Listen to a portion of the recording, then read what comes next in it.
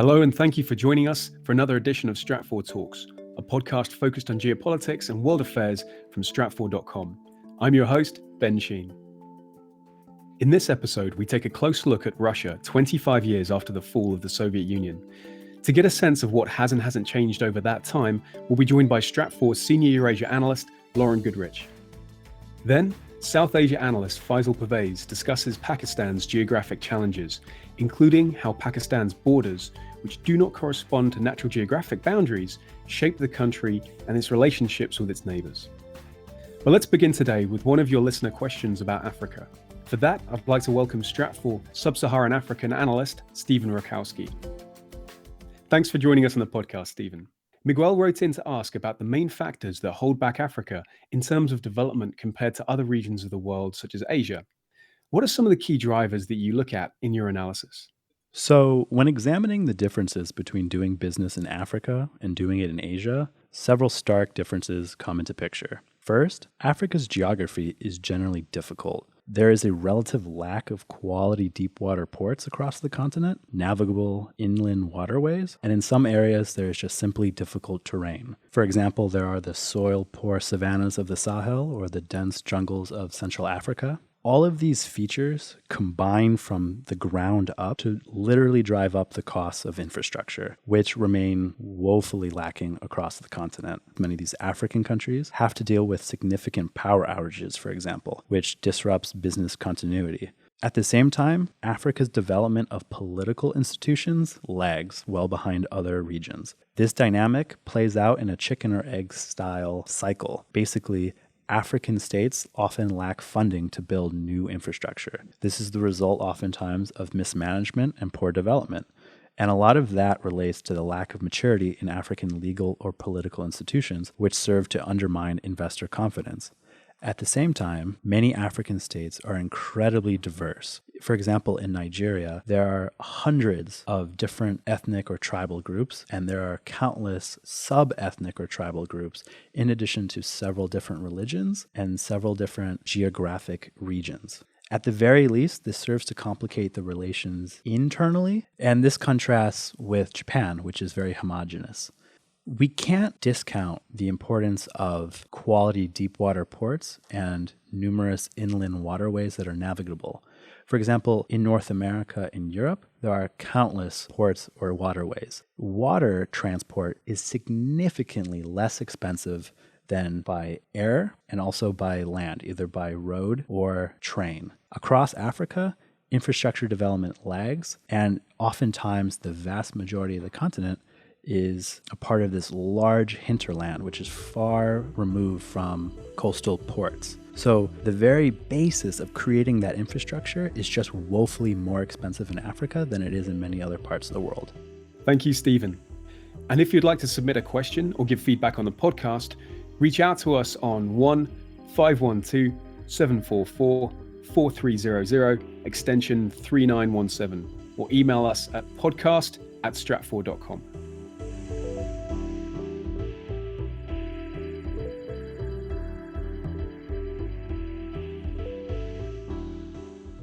And with me now is Stratfor's senior Eurasia analyst, Lauren Goodrich, to talk about Russia 25 years after the fall of the Soviet Union.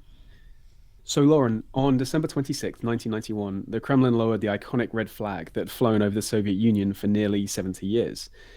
Now, 25 years after, it appears that Russia is making something of a comeback. What's happened in those intervening years? Well, the past 25 years, Russia has returned to the same strategy that it always has returned to time and again throughout history.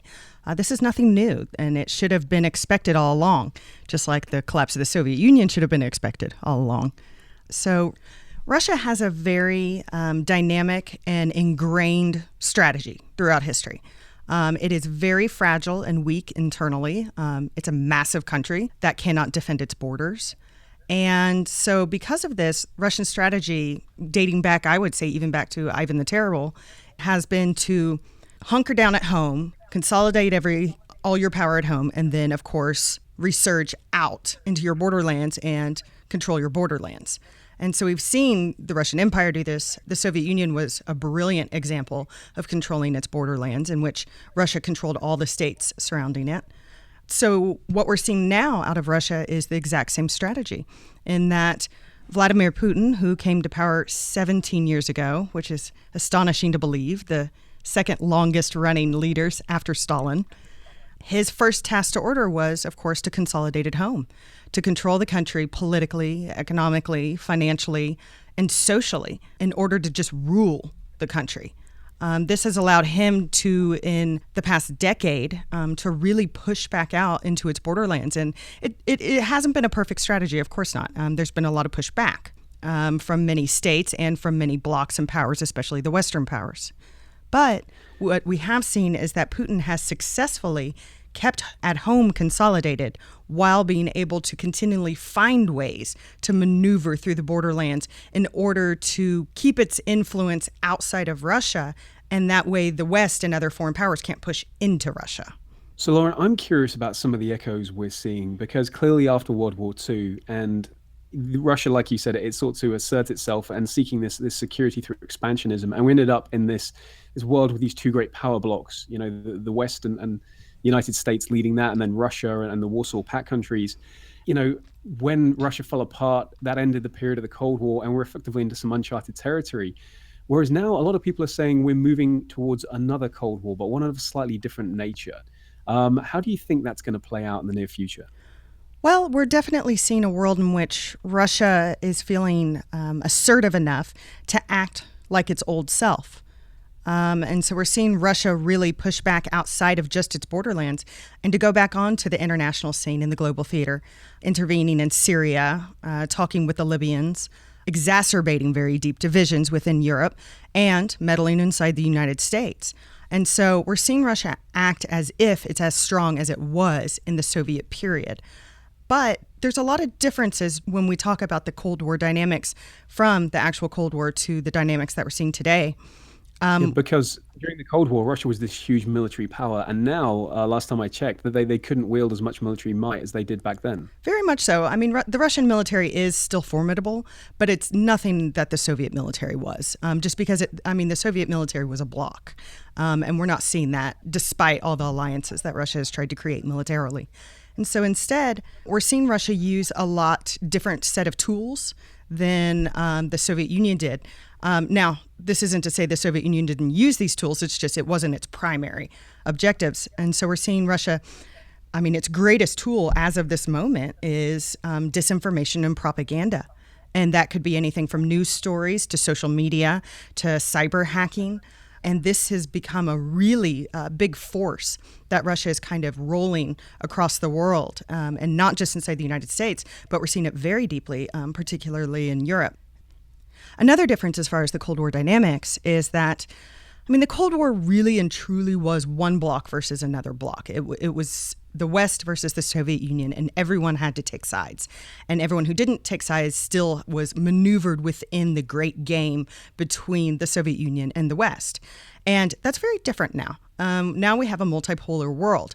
Of course, the United States still dominates the world, but there's no one that can actually rival the United States. And underneath that next layer down, Russia has a lot of other countries that are on par. The EU as a bloc, China, I would say arguably to a degree, Turkey and Iran. And so there's a lot of competition for Russia out in the world. And there's a lot of alternatives to choosing either Russia or the United States, which is very different than what we saw, of course, during the Soviet period. And it's interesting to see some of the ways in which the United States has sought to curtail Russian activity. And certainly after Russia's move to annex Crimea, we saw quite heavy sanctions levied from the US and Europe against Russia, which definitely had an economic impact. But like you said, it's interesting to see who Russia is reaching out to now. And we certainly see them in play in Syria, Libya most recently, as you said, but also meeting with countries such as Japan to resolve some long-standing disputes over island territories there. Certainly China and India are huge economies that Russia will have to deal with very much in the future. Very much so. And so, this really shows that these countries don't feel like they have to choose anymore. It's okay to be friends with both Russia and the United States. Now, as much as we talk about Russia being on the rise again and being a potent force on the international stage, things aren't exactly peachy back home, are they? What problems is Putin facing specifically in the Kremlin, and what problems is Russia going to face in 2017? One of the reasons I believe that Russia is acting so assertively and aggressively on the international stage is not just to challenge the United States and other world powers, and is not just trying to push its weight around on the international stage, but I really see it almost as a smoke and noise to disguise all the problems that are taking place at home. The Russian economy, though it will see a slight upturn this next year, is still very fragile and fairly hollow. The Russian finances are very tight for the next few years, and I don't expect that to change even if oil does go up. There's also a generational change taking place. As we're marking the 25th anniversary of the collapse of the Soviet Union, that means there's a generation that is 25 years old in the workforce, college educated, that doesn't remember the Soviet period.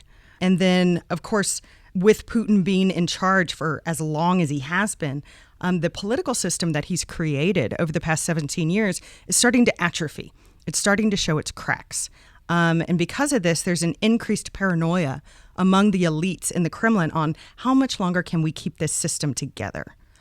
Add in a slew of other problems, such as regional divisions trying to hold together 83 or 85, as Russia likes to say, regions together that are all highly diverse. And then, of course, there's ethnic tensions. Russia demographically is changing, both with the generational change, but also with the ethnic makeup. And so all of these crises are all kind of compounding together into almost a perfect storm that we saw very similar to the 1970s, 1980s Soviet period. It reminds me of a system that the elites knew that they could not hold together, but were just trying to push the collapse as far back as they could. And I think that's what we're seeing right now, which leads us into a really interesting dilemma that the Kremlin is facing, in that Vladimir Putin is now facing re-election for his fourth, arguably his fifth if you count his prime ministership, term. And he has created a system that is wholly dependent on him and him alone. Everything rides on his shoulders, and there's no succession plan that the Russian people are prepared for. And so he really is the system. And so in the Soviet period, it didn't rely on one man, it relied on a system, a Soviet system. Well, the current system inside of Russia is Putin. And so what happens when there is no more Putin? How does the system even move forward? Well, I think that's a question that will be at the forefront of our thoughts, certainly as we look at 2017 and the coming years for Russia. Well, Lauren, thank you for joining me to talk about what we've seen in the 25 years after the fall of the Soviet Union, and certainly looking for the next few years and what the future might hold for Russia. Thank you. Thank you.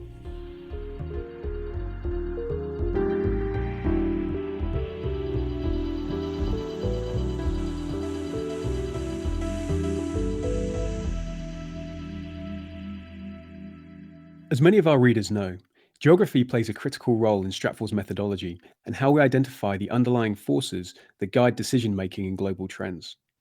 Geography and the lens of geopolitics are also key to our forecasting process, since they both shape and constrain global developments. In our analysis, we always begin with geography and the challenges that different nations face. This week, we're joined by Stratfor South Asia analyst Faisel Pervaiz to look at Pakistan's geographic challenges, including how Pakistan's borders shape the nation. Pakistan is located in South Asia and bordered by Iran, Afghanistan, China, and India. To the north are the Himalayan mountains, which branch off into the Hindu Kush range. To the southwest is the vast Balochistan Plateau, which is arid and sparsely populated. In the south is the Thar Desert and a 650-mile coastline along the Arabian Sea. The Indus River begins in the Tibetan Plateau and cuts through the country's eastern half. The river nourishes the fertile plains of the Punjab, the country's populous core region, and its political and economic heartland. Pakistan's primary geographic challenge arises from its borders, which do not correspond to natural geographic boundaries. The modern borders of Pakistan were created in 1947 when the nation was carved out of the Muslim-majority northwest and northeast portions of India.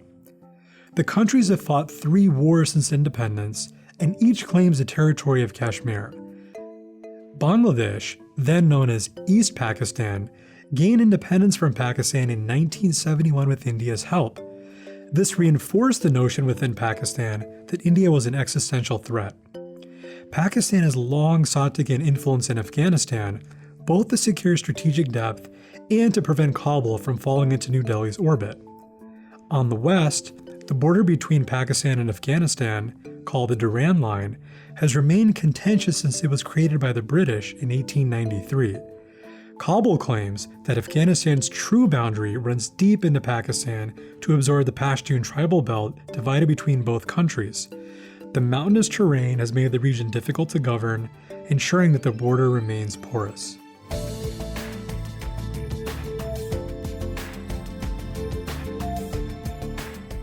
That concludes this episode of Stratfor Talks. If you'd like to learn more about Russia, developments since the fall of the Soviet Union, and more importantly, where things are headed next, visit us at stratfor.com.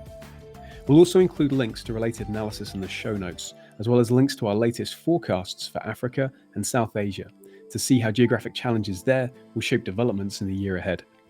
If you have a question or a comment about the podcast or an idea for a future episode, let us know.